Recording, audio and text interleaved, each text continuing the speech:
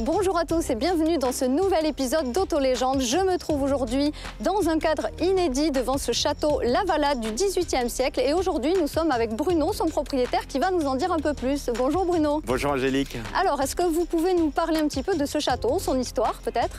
Oui, en quelques mots, voilà, c'est un château de fin du XVIIIe siècle qui a plusieurs époques. Il est construit par le marquis de Beaucaire en tant que maison de maître, digne de son rang, pour exploiter une propriété agricole de polyculture. Nous, on est arrivés il y a 7 ans ici. Je dis nous, mon épouse Laurence et moi, on a décidé de rénover cette bâtisse qui était dans un état, mettons, médiocre pour une bonne partie, voire vétuste, pour faire des événements de groupe, donc de beaux événements comme des mariages et puis également des séminaires, des formations et ce genre d'événements qu'on peut avoir dans un bel endroit comme ça.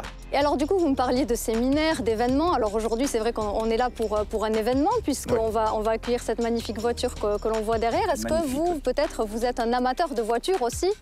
Alors amateur, oui, cette chose, ça fait plaisir de voir des voitures magnifiques comme ça, mais si vous regardez dans notre garage, j'ai peur que vous soyez déçus, Angélique, vous verrez plutôt on va dire une vieille caisse plutôt qu'une voiture ancienne ou 2 vieilles caisses, puisque nous, la plupart de notre patrimoine, on l'a mis dans cette propriété. D'accord, et du coup, ce sera l'occasion pour vous aussi de regarder et d'admirer cette magnifique Corvette C1 que l'on va voir tout de suite avec son propriétaire Boris cette fois. C'est parti!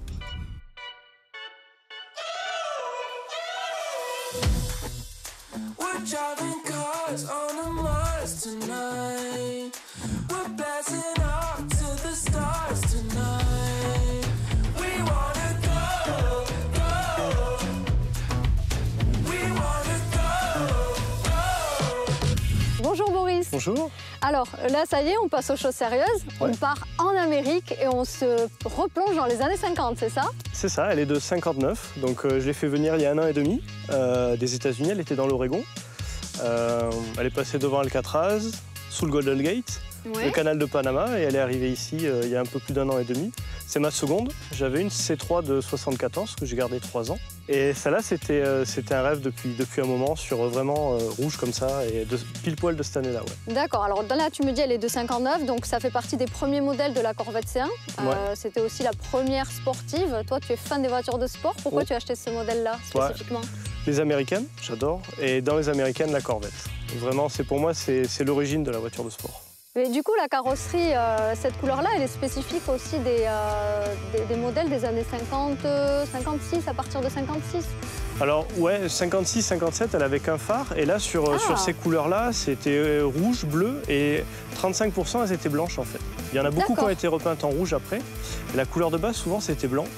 Et la plus iconique, c'est ce rouge-là, en fait. Et oui, donc on retrouve à l'avant cette calandre qui est énorme, du coup. Ouais, c'est très typique. Ouais. Il y a encore pas mal de chrome dessus, et donc c'est très caractéristique. Le chrome aussi à l'arrière, on est vraiment dans les années 50. Ouais. Et oui, il y a du chrome un petit peu partout, et la plaque est vachement avancée. Alors comment ça se fait? C'est parce que du coup, le moteur chauffe beaucoup, on colle pas la plaque. Comment ça se fait qu'elle soit... Pour pas la cogner dans le garage? Non, je pense que vraiment, il en fait pour pas abîmer le pare-choc, en fait. D'accord. Voilà, c'est une sécurité, je pense, pour les 2 petits pare-chocs. Ouais. Et du coup, Boris, dis-moi, pour acquérir cette voiture, comment tu t'y prends? Parce qu'on ne voit pas ce modèle-là tous les jours. Elle a été importée des États-Unis. Toi, tu l'as acheté il y a 1 an et demi, mais est-ce que tu l'as acheté sur le territoire français? Tu l'as acheté à l'étranger? C'est un importateur, elle était aux États-Unis. Et donc j'avais le dossier photo, tout ça, et ça faisait un moment que j'en regardais. Et celle-ci, elle avait été quand même bien restaurée au niveau du châssis, au niveau du moteur. Donc elle se démarquait beaucoup des autres. Et c'est pour ça que j'ai appelé. Et puis après, on a fait toutes les procédures pour l'importer. Donc elle est venue par conteneur. Donc c'est assez long. Ouais, et au départ, tu l'as vu, tu vois comment ce type d'annonce? C'est sur Internet? Ouais, des sites spécialisés, ouais. Et donc c'est assez détaillé. En général, il y a pas mal de photos, on peut avoir des vidéos. Il y a la possibilité aussi d'avoir des expertises pour être sûr un peu de ce qu'on achète. D'accord, c'est une expertise sur place. Tu envoies quelqu'un, il y a des gens sur place avec qui tu communiques pour ça? Ouais, c'est l'importateur, il a des experts et c'est un forfait. Et donc du coup, ils vous font un rapport détaillé qui permet de savoir les défauts, les qualités de la voiture. Bon, on va continuer le tour un petit peu quand même pour la regarder d'un peu plus près. Alors je vois que tu as les pneus également de la même couleur que la carrosserie, c'est fait exprès. Ouais, c'est spécifique, ils ont le flanc blanc intégré et il faut les commander comme ça pour être raccord. Donc là on retrouve toujours tout ce qui est chromé. Ouais, c'est vraiment ça, c'est très spécifique à la 59 où elle garde vraiment ses chromes et ce côté très arrondi de la voiture. Ouais. Et ils sont même frappés encore de 1958, la date de fabrication. Donc on voit que l'arrière, il est vraiment dans son état d'origine. D'accord, tout est dans son jus. On retrouve aussi également ici le sigle, le logo. Ah, c'est très caractéristique, c'est joli parce que c'est en plastique et derrière c'est une plaque en inox et du coup ça met un bel effet de profondeur sur le logo. Oui, c'est vrai, ouais. On dirait qu'elle est en relief alors qu'en fait c'est tout plat. Ouais, exactement. Et on retrouve aussi des courbes qui sont assez féminines. Quand on la regarde comme ça, moi je me rends compte qu'à force de la regarder, on pourrait presque croire que c'est l'avant de la voiture. Ouais, c'est très arrondi, c'est beaucoup de chrome et c'est vraiment spécifique. C'est une des dernières années où on a autant de profusion de chrome avec même les échappements qui ressortent à l'intérieur. C'est très caractéristique à ce modèle. Et par rapport à celle que tu avais avant, par rapport à la C3, tu t'en es séparé. Pourquoi? Parce que c'était vraiment ce modèle-là que tu voulais? Parce que c'était peut-être plus d'entretien sur l'autre? Il fallait changer la voiture de tous les jours. Donc j'ai dû sacrifier pour changer la voiture de tous les jours. Après, sur la conduite, c'est assez différent. Celle-là, c'est un essuie rigide. Elle ne se conduit pas tout à fait pareil. Ouais. La C3 avait peut-être un peu plus de puissance. Elle était en boîte manuelle aussi, pareil. Ouais. C'était plus joueur. La C3 était plus joueur. Celle-là, puis c'est pas le même prix, donc on est un peu plus cool dessus. Bon alors Boris, tu me disais que tu partais en balade, en week-end avec tes enfants. Tu en as combien? 2. 2. Et est-ce que tu as transmis aux 2 la passion pour l'automobile? Ils aiment bien, ils mettent des fois à bricoler sur des petits trucs, donc ouais, ils aiment bien. Et si on sort les outils, ils regardent. D'accord, ils ont envie aussi du coup d'avoir une voiture de collection plus tard. Je ne sais pas s'ils sont jeunes, peut-être, ils ont le temps? Ouais, 7 et 11, ouais. Ah oui, ils ont le temps alors. Ils ont le temps, mais ils regardent quand même. Ils aiment bien. Ouais. D'accord, et toi, est-ce que tu as eu combien de voitures? Tu as eu que la C3 et celle-ci? En collection, ouais, 2, ouais. En collection, 2. Est-ce que plus tard, tu comptes en avoir une autre? Est-ce que là, c'est la dernière? Tu veux la revendre? Non, celle-là, j'aimerais la garder longtemps. Tu veux la garder longtemps. Et est-ce qu'il y a peut-être un modèle qui te fait rêver, en dehors de celle-ci, que tu rêverais d'avoir, peut-être? Ouais, j'aime bien la fastback d'Eleonore. Ouais. Mustang, ouais, par exemple, celle-là, elle est pas mal. Du coup, il y a 4 places, c'est pratique. Et oui. Mais toujours dans les américaines, ouais. Et oui, toujours dans les américaines. Alors, je sais que tout à l'heure, on a parlé un petit peu, mais la passion vraiment pour les américaines par rapport aux européennes, pourquoi plus les américaines? C'est les courbes, les longueurs? Bah déjà, c'est plus atypique, on en croise moins. C'est quand même plus sympa. Et c'est plus brut. Sur ces années-là, on trouve vraiment des gros moteurs qu'on ne va pas trouver sur les européennes. Et puis, c'est un style vraiment très différent, quoi. Parce que toi, tu es plus années 50, 60, qu'est-ce que... Ouais, 50 à 70 à peu près sur les voitures, ouais. D'accord. Et du coup, quand on passe d'une voiture un peu plus contemporaine à une voiture comme ça ancienne, est-ce que c'est pas difficile? Est-ce qu'on arrive à... Il n'y a pas les radars de recul, donc on peut abîmer. Après, oui, faut anticiper un peu les freinages. Après, pareil, la position sur la route, il y a plus de jeu dans la direction que sur une voiture moderne. Oui. Donc, un peu plus dans l'anticipation, mais sinon, après, les commandes, c'est pareil, on s'y retrouve facilement. Oui, parce qu'après, là, par contre, tu as une boîte 4 vitesses. Ouais. Ce que j'aime bien sur cette version-là, c'est qu'avec le T de recul et tout, elles ont un bruit très spécifique, en fait.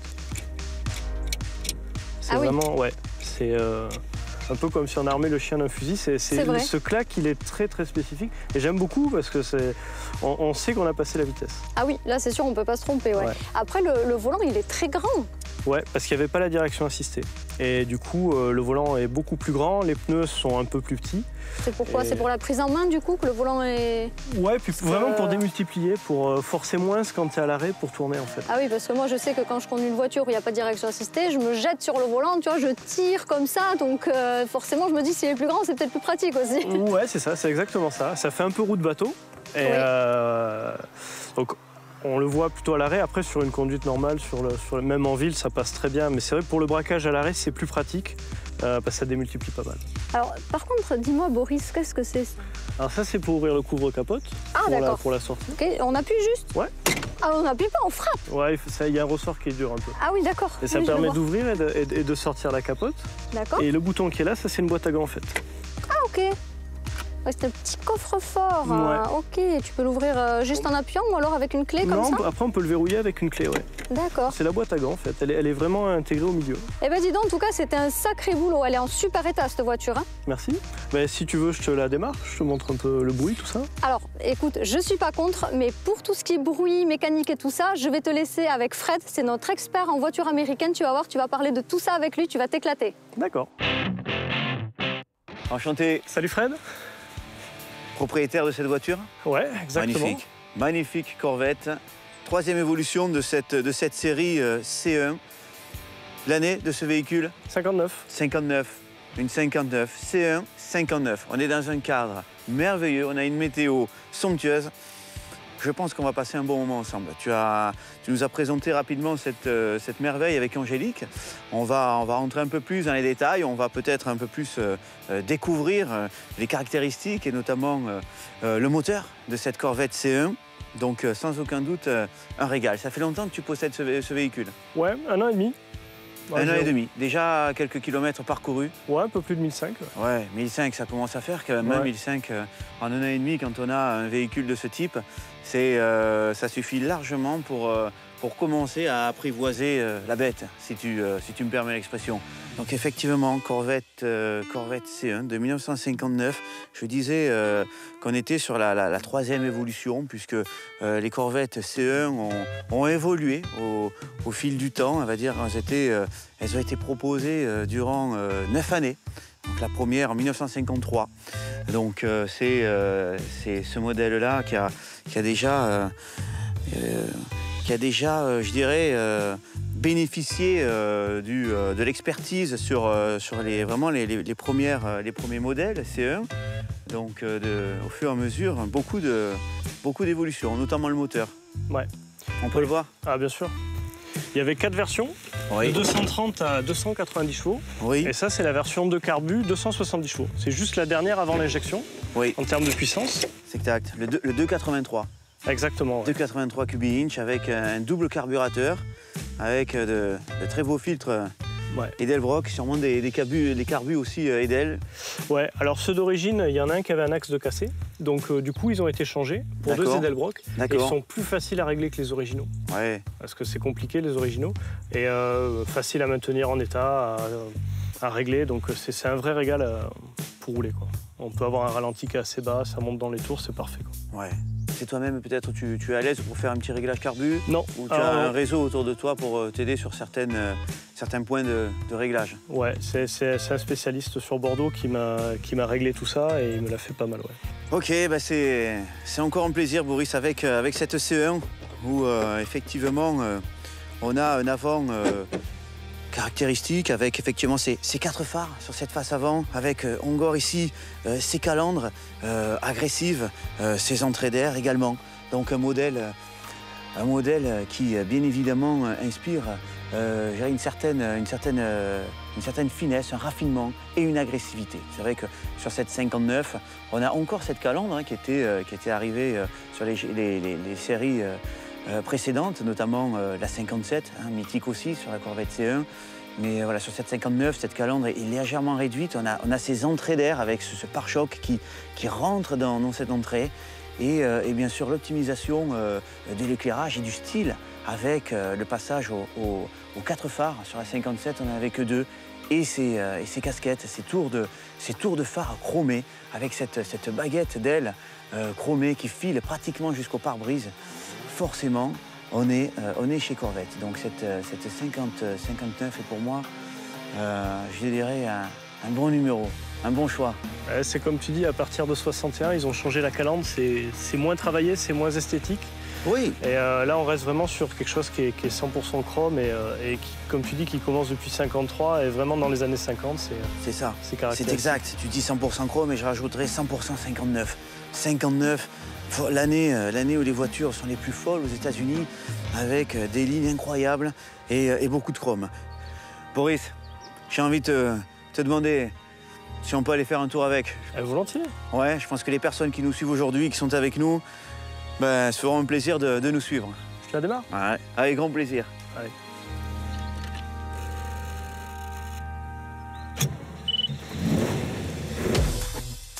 We're driving cars on a Mars tonight. We're blasting off to the stars tonight. We wanna go, go. We wanna go, go. Boris, nous y sommes, à bord de cette magnifique Corvette C1. Raconte-moi un petit peu alors ton histoire avec cette Corvette, et peut-être des petites aventures que tu aurais partagées, des moments que tu n'oublieras pas. Ah, déjà l'achat, puisque ça s'est fait aux États-Unis. Oui. Donc l'import, tu as toujours un peu de stress Ouais. quand elle est sur le bateau, après quand tu la reçois, les papiers, tout ça. Bon, Jamais au final, sûr. ouais, T'es jamais sûr de ce que tu vas recevoir. Ouais, Ça après, stresse. tu l'essayes pour la première fois, Ouais. tu vois les qualités, les défauts. Ouais. Après, elle est livrée, parce que je t'allais laisser sur Paris, du coup. Ouais. Elle avait été livrée là-bas. Ok. Et après, quelques réglages. Oui. Après aussi, quand tu l'essayes, des fois, tu vois, tu as les suspensions qui vont être un peu bruyantes, tu as des petits cylinder blocks, des choses comme ça. Ouais. Tu les changes au fur et à mesure, et puis tu gagnes en confort. Ouais. Et après, le but, c'est, tu vois effectivement les parties améliorées ou pas. Comme par exemple les sièges, qui étaient un peu glissants, pas super enveloppants. Ouais. Et c'est des sièges de Porsche. Ouais, Donc c'est dans ça. une boxer, en conduite à droite. Ouais. Et du coup, je les ai montés. Alors forcément, j'ai changé la structure. T'as changé la C'est structure refait. des fauteuils. Bon, Ouais. on reviendra sur tes petites modifs parce Ouais. qu'on a parlé tout à l'heure et je sais que tu as fait quelques petites modifs, mais voilà, on parlait de la partie export, arrivée du véhicule. Ouais. Et c'est vrai qu'attendre un véhicule quand on est l'heureux propriétaire, parce qu'il faut savoir que le véhicule, tu l'as déjà payé, hein, donc tu n'as pas vu le véhicule et tu as acheté ce véhicule. Eh ben, c'est un stress, c'est vrai. Et ça peut mettre des fois plusieurs mois pour certains propriétaires qui ont attendu. C'est vrai que le temps normal est en général, on va dire 1 mois et demi, 2 mois, le temps que le véhicule soit rapatrié sur un port, hein, puisque les véhicules sont embarqués. Donc on est en zone de transit, en zone de fret. Le véhicule peut rester là aussi quelques semaines, le temps que la procédure se fasse. Et puis après, bien sûr, les conteneurs sont chargés sur les bateaux, puis le temps de transiter. En général, un transit pour faire les États-Unis, France, c'est en général 3 semaines. Puis arriver sur les ports, c'est vrai qu'en France, en général, c'est Le Havre ou Marseille. On a un dédouanement, on a déjà ce qu'on appelle un dépotage. Et bien sûr, il faut que les conteneurs soient déchargés, les véhicules sont mis aussi là en zone d'attente, zone de transit, pour que les documents soient faits. C'est un véhicule que tu t'es fait livrer ou que tu es personnellement allé chercher sur un port, je dirais? Non, on l'a fait livrer. Elle est passée à Paris. Oui. Et après, j'ai fait livrer à Bordeaux où elle a vu un spécialiste en moteur Oh, ok. qui m'a Ouais. changé les carbus, Oui. qui me l'a réglé bien. On l'a vu, hein, les Ouais. deux carburateurs Edelbrock qui effectivement fonctionnent parfaitement. Et de Bordeaux, je l'ai ramené par l'autoroute. Donc elle a roulé très bien, 2 heures d'autoroute vraiment tranquille. Ouais. Et Et là, on imagine bien évidemment Premier que tour de ce qu'on roue. peut ressentir. Hein, voilà, c'est ces phases-là qui sont aussi, je dirais, inoubliables quand on devient, je dirais, le propriétaire pour de vrai. Tu avais les clés du véhicule et première prise en main de la voiture à ces moments-là sont en général inoubliables, alors que ça soit dans le bon, dans le mauvais. C'est vrai que des fois, il y a aussi des propriétaires qui ont des mauvaises aventures, que ce soit des pannes véhicules ou des déceptions. Mais c'est vrai qu'en général, quand on fait les choses bien, on arrive à trouver un véhicule qui correspond à nos attentes.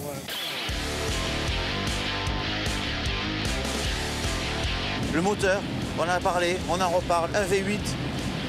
ouais, un 4,7 litres de carbu. voyez, le 4,6 Donc, et quelques, avec ouais. le 2,83 cubiques. Ça commençait un carbu de 130 chevaux, Oui. le carbu de 145 chevaux, de 170 chevaux, Oui. et le haut de gamme qui était l'injection de 190 chevaux. Et elle est accouplée à une boîte 4. Ce que j'adore sur cette boîte, je sais pas si on l'entend, c'est vraiment le son. Quand on passe Oui. les vitesses, C'est vrai. c'est très, C'est mécanique. très mécanique, très Ouais, technique. On c'est dirait mécanique. presque le chien d'un fusil qu'on arme, la clac-clac. Oui, c'est une bonne image, on est bien d'accord. C'est très mécanique et effectivement, c'est ce qui fait aussi le charme de ces voitures, de ces mécaniques. Donc, boîte méca, 4 rapports. Alors, bien sûr, à l'époque, hein, dans les années 50 aux États-Unis, bon nombre de véhicules étaient dotés d'une boîte automatique. Mais là encore, l'ADN sport comportait la boîte méca. Voilà, une voiture sportive, surtout à cette époque, était en boîte méca. Donc boîte 4 rapports sur cette Corvette.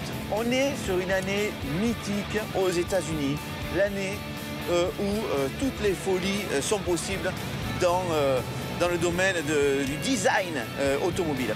Et sur cette voiture, ce qui me plaît sur cette édition 59, c'est qu'on retrouve en même temps des lignes sportives avec la calandre extrêmement agressive. Je dirais, en exagérant à peine, on a peur de s'approcher, hein, on aurait peur d'être happé, tel des dents de requin.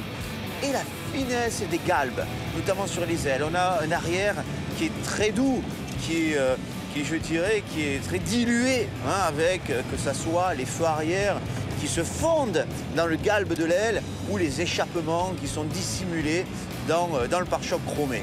En tous les cas, c'est vrai que c'est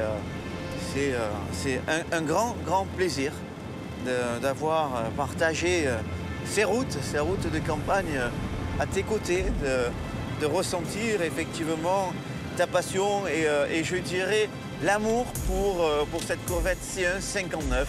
C'est ce que j'apprécie aussi chez les propriétaires de voitures américaines et c'est à chaque fois un intérêt, un amour bien marqué pour leur véhicule. Et c'est aussi ce que j'aime, parce que la passion passe par là. C'est vrai qu'on a très nombreux modèles, on a de très nombreux segments, on a des ambiances bien différentes. Mais j'en suis certain, tu n'es pas prêt de changer de véhicule américain, Boris? Non, pour l'instant, non. C'était le modèle que je visais. Vraiment une 59 dans cette configuration-là. Et c'est un peu le Graal pour moi parce que c'est vraiment l'origine. Ouais. Et puis les formes sont magnifiques. Ouais. La conduite est plaisante. Hein. Alors voilà, c'est pas une conduite pour tous les jours, tout le temps, etc. Mais très polyvalente quand même, assez polyvalente. Et puis c'est une ambiance, c'est une capsule temporelle. Les odeurs, le levier de vitesse, le bruit du moteur, tout est très particulier.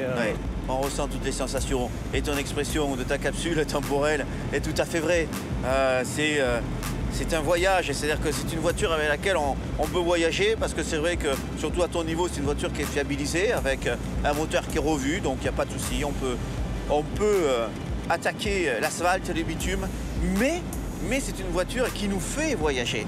Et c'est le propre, je dirais, de toutes les voitures de collection en général. Mais quand on est piqué par l'ADN de la voiture américaine et quand on est à bord d'une C1, on est obligé de voyager. Donc je partage grandement ta passion et c'est pour moi un honneur d'être avec toi et un petit hommage. On arrive très rapidement aux 70 ans de la Corvette qui arrive à grands pas. Donc à la veille de cet anniversaire emblématique, me retrouver à tes côtés au bord d'une C1 59, c'est pas rien. Donc un grand merci pour ta disponibilité et ta passion partagée, Boris. C'est un plaisir partagé, merci à vous pour tous ces moments-là. C'est pas mal d'organisation. Après, c'est beaucoup de plaisir aussi parce qu'on roule, on est tombé sur une journée vraiment superbe. Merveilleuse. C'est excellent. Eh ben, voilà, dans tous les cas, j'espère que vous avez apprécié ce petit tour en Corvette de 1959. On va maintenant retrouver Angélique qui nous attend. Donc, à mon niveau, bien évidemment, je vous dis à très bientôt.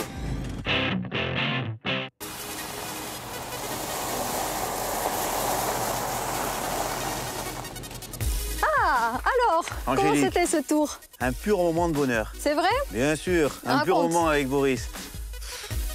Une Corvette 1959, avec cette météo, dans cet endroit paradisiaque. Et avec un V8 aussi, surtout. C'est vrai, avec un V8, et c'est vrai, cette C1 est dotée d'un magnifique V8. On a pu, sans souci, avec Boris, apprécier cette balade.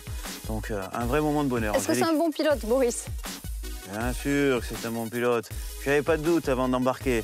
Mais il est évident qu'aujourd'hui, maintenant, le doute est complètement levé. Le doute est levé, bon, parfait. Et sur cette voiture, bon, je sais que tu la connaissais déjà. Au niveau sensation, au niveau freinage, tout ça, qu'est-ce que tu as pu ressentir? Bon, au niveau sensation, je peux que valider. Parce que tu sais, je suis un adepte. Oui. Ces véhicules-là font partie de mon ADN.